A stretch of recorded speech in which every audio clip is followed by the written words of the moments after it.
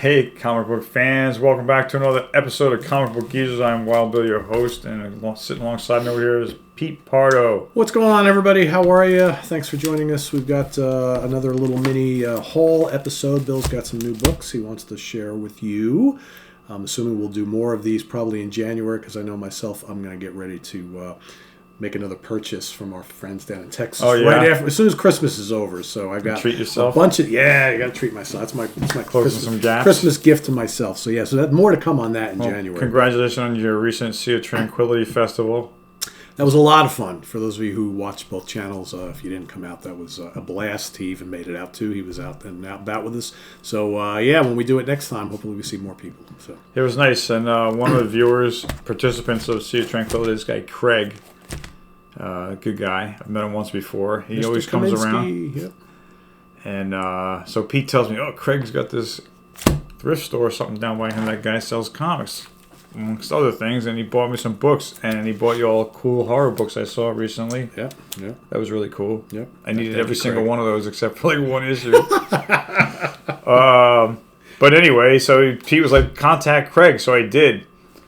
And I told him I was mainly interested in horror. I said, but if you see any Daredevil that's under 100, number 100, let me know. Or Spider-Man 100s.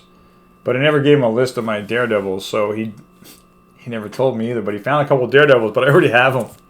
Number 86. That's a good one. Yeah, not bad.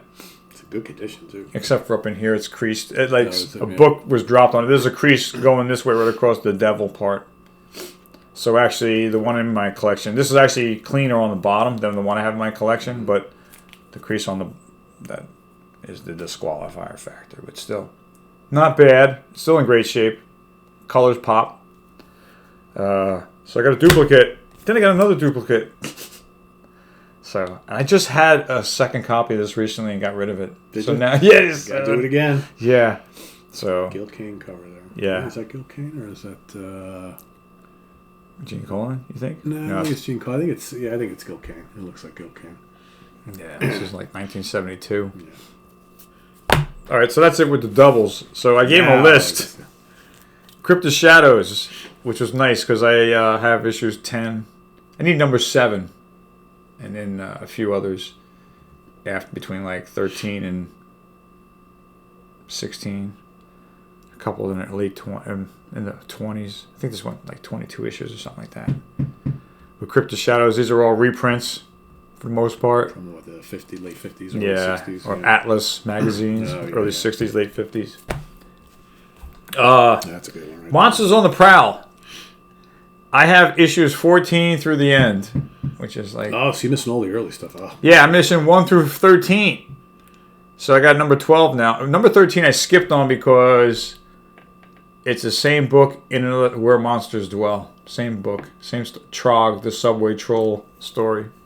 So I skipped on Monsters on the Prowl number 13.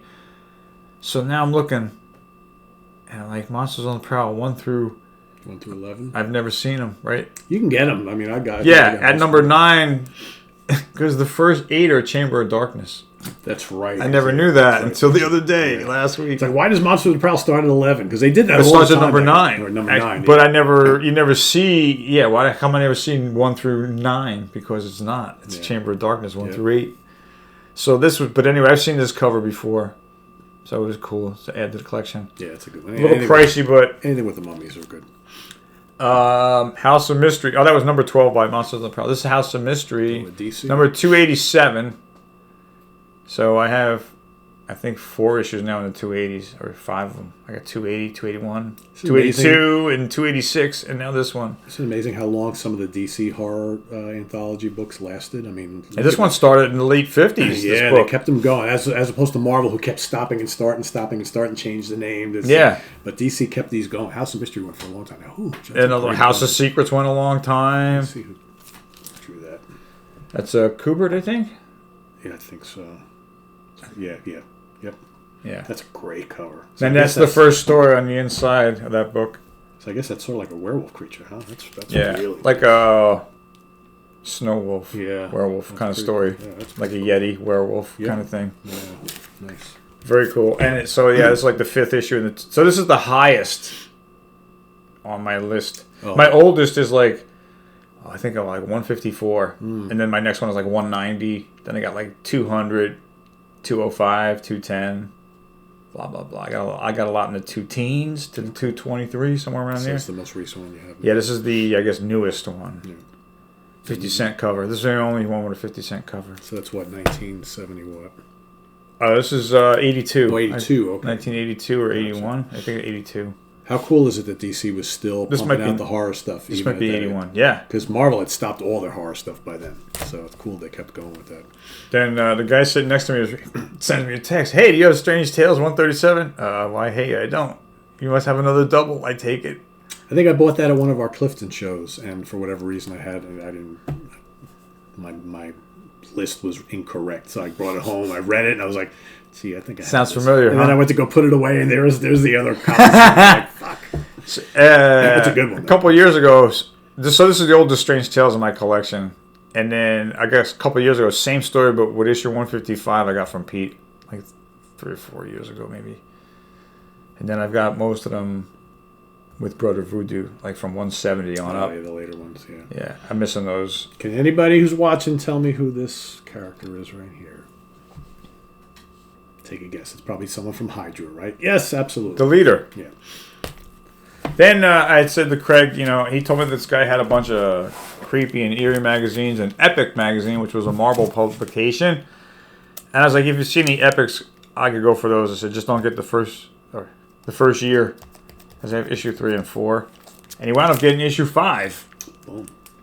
Which was cool because there's stories in here that are concluded from issues 3 and 4. Home run. Yeah. So this is 1981. I think Kirk has this whole run, if I remember really? correctly. I think so, yeah. So you got Jim Starlin in here. Yeah. You got Denny O'Neil writing, Roy Thomas. Roy Thomas doing a story adapted from Robert E. Howard, which is called Almeric, I think. His first story in here. Ooh, Altered States. Yep, I just watched that recently. I hadn't seen it in a while. That's such a freaky movie. I was watching, my wife was like, "What are you watching?" I'm like, "Oh, you remember this movie, Altered States?" She goes, "This is weird." I'm like, "That's right, it is. It's gloriously weird." So you got this Almeric story, which is the third part conclusion, because this was in the previous 2 issues. Oh, what? Champagne? Champagne, remember that? Is that like poor man's champagne? Oh, it's terrible. That's the stuff like when we were kids. It's like, oh, look what I got. I got a bottle of champagne. Is this the Boone's Farm? It's kind of similar. The Boone's Farm of champagne? It's terrible. Yeah, it's terrible.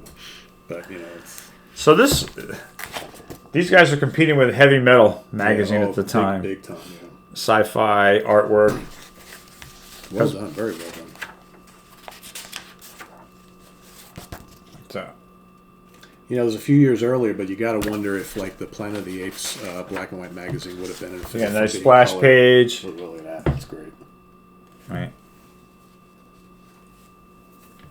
A lot going on there. Yeah, that's nicely done. I don't know if this is the Jim Starlin stuff. I don't know if this is the story. No, this is Tim Conrad. Yeah, the Starlin story is a different one.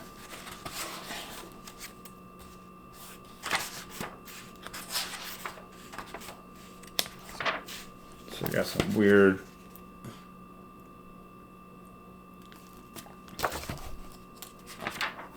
Another splash page. Yeah. Different art. Different artist.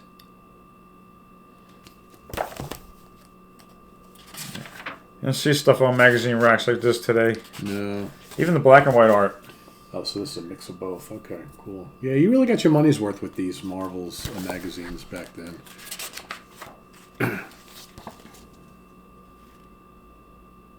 There was another company called Odyssey, which ironically, this is what Marvel wanted to call this magazine, but there was another magazine called Odyssey, so they had to change.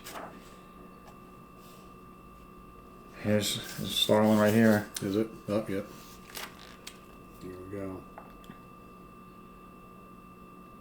Yeah, Jim did these like odd issues here and there of all sorts of stuff. So if you think all you're going to get with Jim is... And this is the third part. Yep.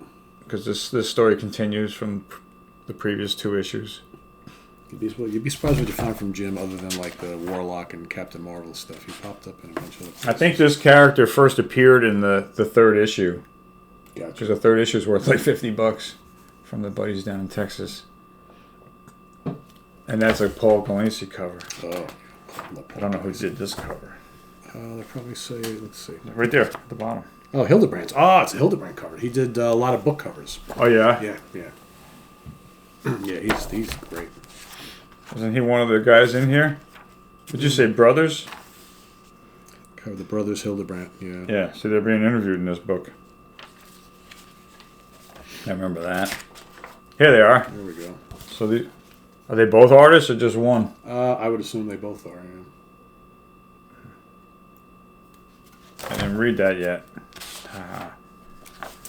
Like a female Conan. Yeah. They did a lot of the Vampirella covers, and they did lots of stuff for Creepy and Eerie and Doc Savage, and yeah, these guys were pretty prolific.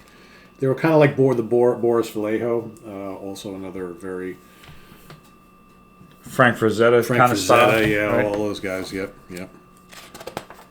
Bama, the guy who did all those Doc Savage book covers for Bantam. Very prolific, amazing artwork. Yeah, that's great. And a copy of the cover. Yep. Artist blurb. Yeah, a lot of fantasy book covers. I mean, it doesn't get much better than that.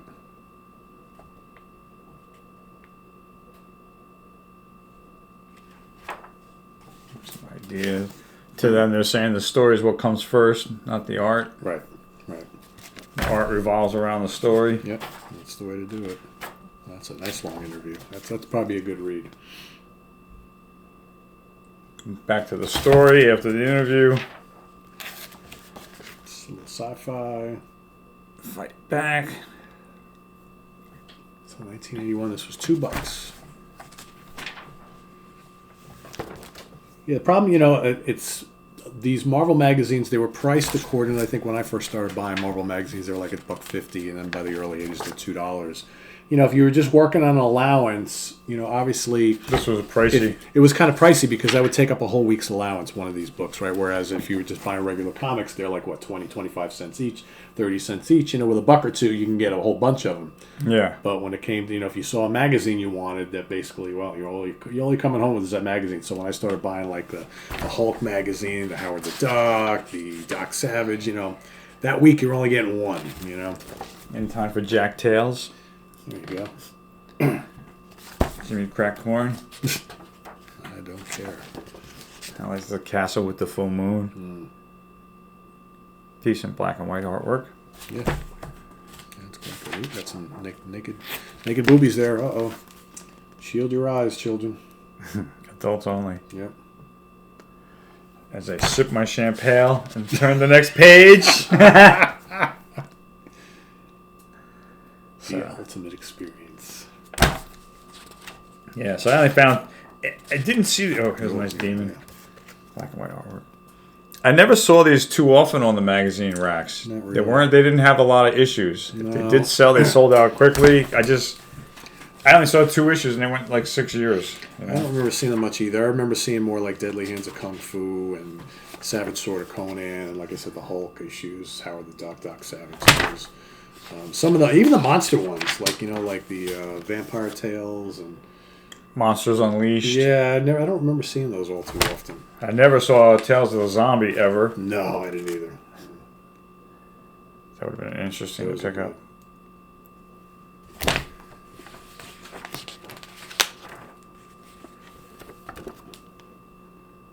Little blurb for a subscription. And, of course, any adult magazine, your inside back cover has to be an alcohol Of course. advertisement. Yep. Yukon Jack. God, Yukon Jack. Never had it. I've had it. Nasty. Yeah. 100 proof garbage. That was one of the, back in the early mid 80s, that was like, oh, let's get a bottle of Yukon. It's like, 100 proof. Let's not say we did. He looks like the kind of guy you don't want to pitch up when he was hitchhiking. Yeah. Even if he's got a bottle of Yukon Only Jack. real men who are out in the wild drink Yukon Jack. With his moose coat. The frozen tundra, the mountains in front of him. It's like, yeah, come on, give me a break. It's what what a change of scenery from this burly guy to these two yuppies. Drinking their champagne. That's fruity champagne. Epic advertising. That's a really good issue, a really good magazine, because like I said, you get your bang for your buck. Now you got a great interview in there. You got a bunch of cool stories. You got fantasy. You got sci-fi. A lot of good content. My third copy of Epic. Don't really have a lot of room for magazine. How far did they go? They did 6 years. So 4 issues. 4 issues. Wow. Right? That's 24 issues. Yeah. So I got 3 out of 24. That's enough. Anyway, gang, that's my recent comic book haul. There you have it. These are key covers. Yeah. These 2 of my cherries. There you go. Yeah, I love the Matsuda and the Private. Yeah, they're so good. So there you have it. Please click the like button, the notification bell. Leave your comments down here. We'll check them out. Thank you for your feedback, as always. Thanks for being here. Thanks for watching Comic Book Users. I'm Wild Bill, saying thanks again. We'll see you next time. Thinking about doing a villain spotlight on the Trapster, Paste Pot Pete. Craig, you asked for it. It's coming. Stay tuned for more. Yeah. And for someone pointed it out a bunch of episodes ago. It's like, did you guys ever stop to realize that on your banner, Superman's face is being covered by Iron Man's fist? I never noticed that. I was just looking at it. Someone did write that, and I was like, oh, I should take a look into that. Yeah. I never did. Yeah, that's well, we might be due for a new one at some point, but it's worked well. But yeah. Yeah, I like it. Yeah. So, but yeah, Superman. Yeah, No. Whatever. Yeah. Sorry, Superman. We know you're there. So anyway, thanks for watching. For Wild Bill, I'm Pete Pardo. See you soon with more stuff here on Comic Book Users. Thanks again. Take care. Bye-bye. Bye.